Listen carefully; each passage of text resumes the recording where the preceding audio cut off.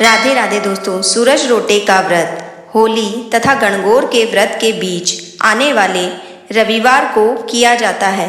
सूरज रोटे के व्रत में सूरज भगवान का पूजन किया जाता है।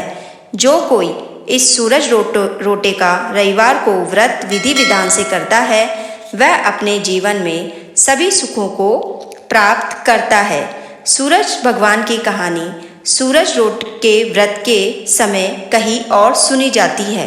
इससे व्रत का संपूर्ण फल प्राप्त होता है। रविवार के व्रत में भी सूर्य भगवान की कहानी सुनते हैं। सूरज रोट के व्रत वाली सूर्य भगवान की कथा कुछ इस प्रकार है। किसी गांव में एक माँ और उसकी बेटी दोनों सूरज जी का व्रत किया करती थी। एक बार सूरज रविवार के व्रत वाले दिन माँ बेटी से कहा, मैं किसी आवश्यक कार्य से बाहर जा रही हूँ, तो तू 2 रोट बनाकर रख लेना।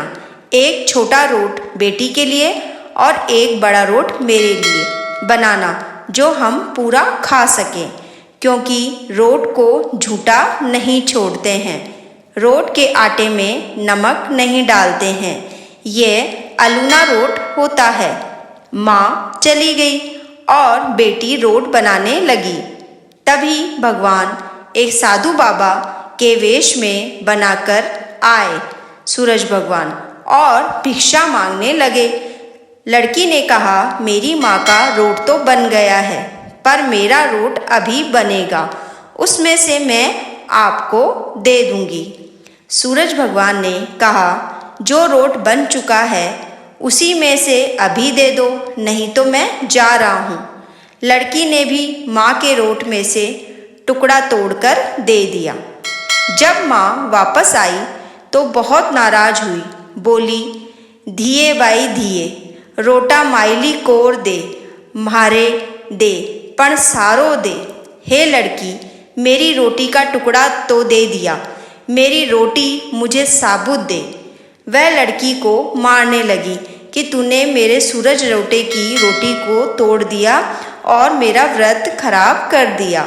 बेटी मार से बचने के लिए वहाँ से डर कर जंगल में भाग गई और बड़ के पेड़ पर चढ़कर बैठ गई। सूरज भगवान ने सोचा, बेचारी लड़की को मेरे कारण घर से निकलना पड़ा, इसीलिए इसकी रक्षा मुझे ही करनी पड़ेगी।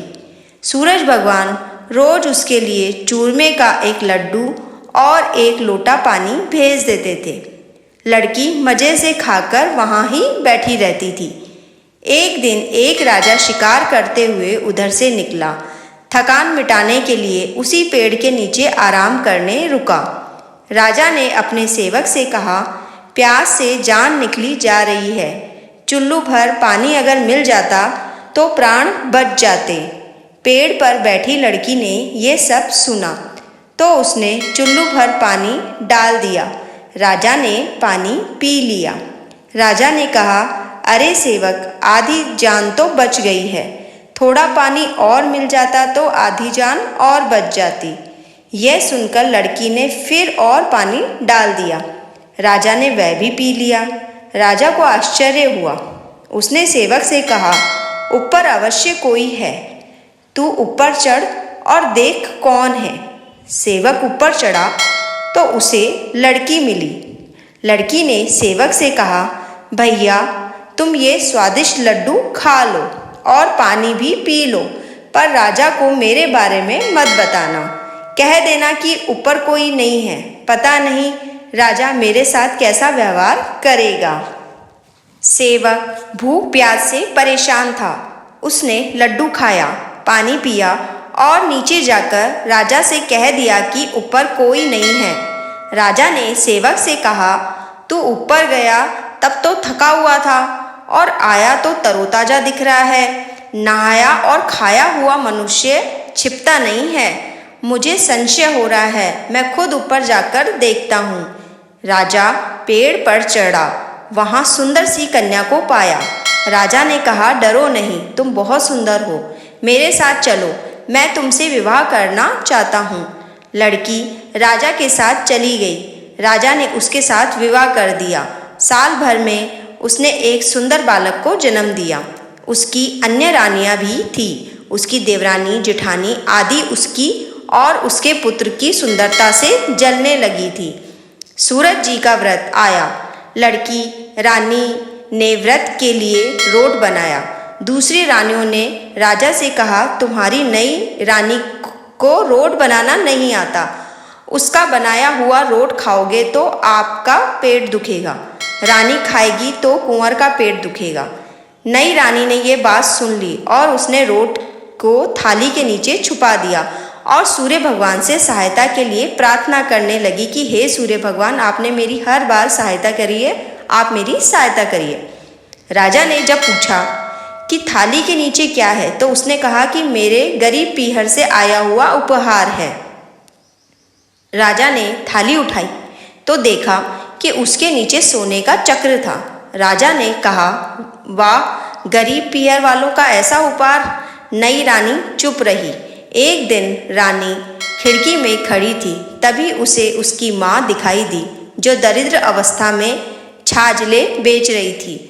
उसने सोचा, माँ को यहाँ बुला ले तो यहाँ आराम से रह लेगी। इतने नौकर चाकरों में वह कुछ भी काम कर लेगी और किसी को पता भी नहीं चलेगा। उसने माँ को बुलवाया। रानी की माँ आते ही वही बात दोहराने लगी, धिये माई धिये, रोटा माइली कोर दे, मारो दे पण सारो दे। इसका मतलब, हे लड़की, मेरी रोटी का टुकड़ा दे दिया, मेरी रोटी मुझे साबुत दे।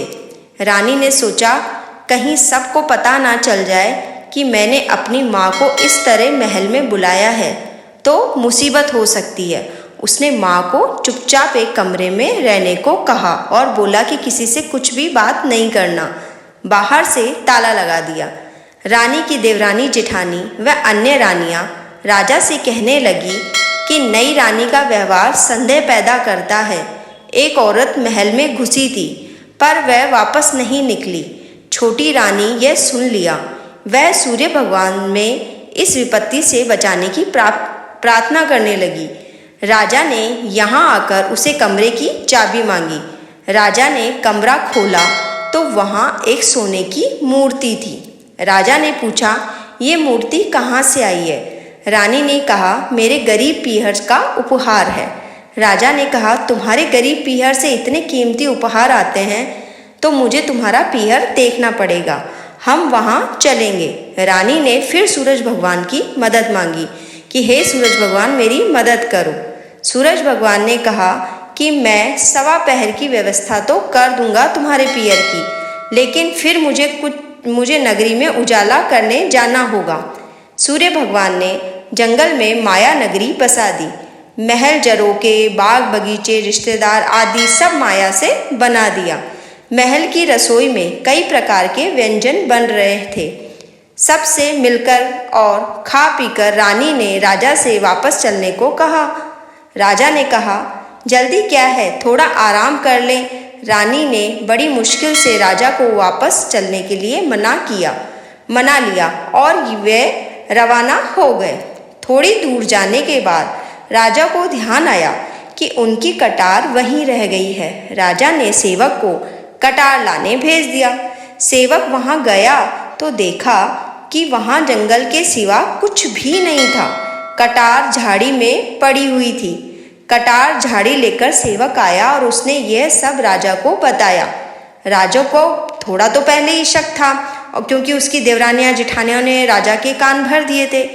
उसने तलवार निकाली और गुस्से में आकर रानी से सच सच बताने के लिए कहा। फिर रानी ने सब कुछ सच कह डाला और सूरज भगवान की कृपा और मदद के बारे में भी बताया और बोला कि मैं ये व्रत करती थी तो मुझ पर सूरज भगवान की कृपा है। ये सब सुनकर राजा बहुत खुश हुआ और रानी को सूरज रोट का व्रत अच्छे से करने को कहा। रानी का मान सम्मान और अधिक बढ़ गया। हे सूरज भगवान, जैसा सुख उस लड़की को दिया वैसा ही सुख ये कहानी कहने वाले, सुनने वाले और हमारे सारे परिवार को देना। जैसे उसको पीहर का सुख दिया वैसे ही कथा कहने वाले और सुनने वाले सभी लड़कियों को पीहर का सुख देना सूरज भगवान और हमारा कल्याण करना। इसके बाद में छोटी सी गणेश जी की कहानी जरूर सुने।